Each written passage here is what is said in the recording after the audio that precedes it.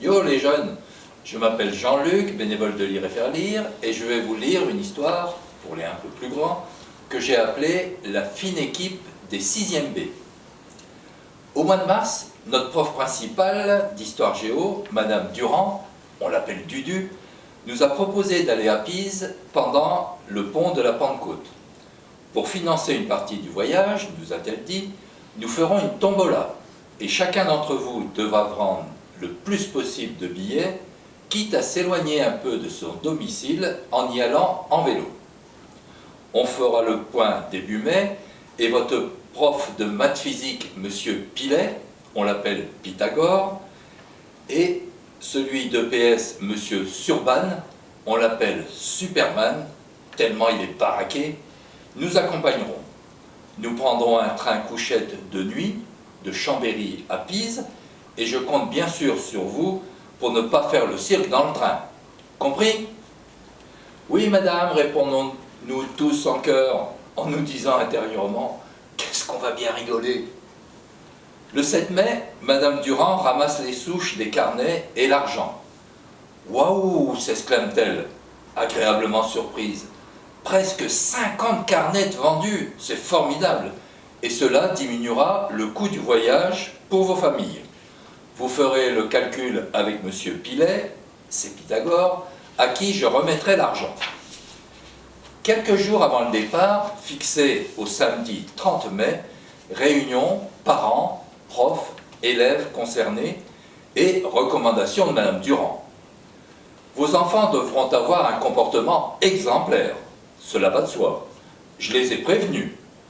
Et juste avoir avec eux un sac à dos pour y mettre un peu de lecture pour le samedi soir, des sandwichs et des boissons pour le dimanche soir, une casquette ou un chapeau, et bien sûr leur carte d'identité et de l'argent pour les visites et les repas du dimanche midi à Pise.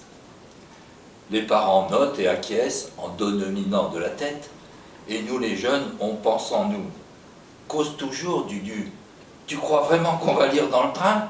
Surtout que dans la classe, il y a une sacrée équipe. Agnès, Anne, Camille, Jean-Claude, Jean-Luc, Malou, Margot, Marité, Monique, Richard, et ces 10-là, il faut les avoir à l'œil. Et le grand jour du 30 mai arrive. Rendez-vous a été donné à la gare de Chambéry à 21 h pour prendre le train couchette. Madame Durand fait l'appel et il en manque un. C'est qui, devinez? Richard, le tête en l'air de la classe, qui arrive en courant avec son sac à dos. Espérons qu'il n'ait rien oublié. Le train entre à gare et s'arrête. « Allez les jeunes, nous dit Superman, on monte, et calmement s'il vous plaît. » Un peu de bousculade dans les couloirs, car nous sommes tous un peu excités, et chacun prend sa place dans les compartiments. 3 pour les filles, 2 pour les garçons, et on se chamaille pour savoir qui se couchera en haut, au milieu ou en bas. Superman est obligé d'intervenir pour calmer ce petit monde, et tout rentre vite dans l'ordre. Un peu de lecture, beaucoup de rigolade en douce dans les couchettes, et les profs passent éteindre les lumières. Dans la nuit, besoin d'aller aux toilettes pour Richard, qui tombe de la couchette, car il avait oublié qu'il était en haut. Rien de cassé pour lui, heureusement, mais il a réveillé tous les autres qui rouspètent. Ne le voyant pas revenir, Jean-Luc s'inquiète et va réveiller Superman dans le compartiment d'à côté. « Monsieur, Richard est parti aux toilettes, il y a à peu près une demi-heure, et il n'est toujours pas de retour. » Monsieur Surban se lève et avec Jean-Luc se dirige au fond du couloir, où sont les toilettes, et c'est là qu'ils aperçoivent Richard qui revient d'un autre wagon. « Je me suis paumé, j'étais à moitié endormi, et je suis parti dans l'autre sens, je ne retrouvais plus mon compartiment. Heureusement que j'avais sur moi mon billet, et le contrôleur m'a remis sur le bon chemin. » Richard s'excuse auprès de M. Surban. Avec Jean-Luc, il regagne le bon compartiment, mais tout le monde est réveillé et commence à se moquer gentiment de l'aventure qui vient de vivre Richard, ce dont personne n'est étonné. La nuit aura été courte, et les profs passent dire de se préparer et de ne rien oublier dans le train qui ne va pas tarder à arriver à Pise.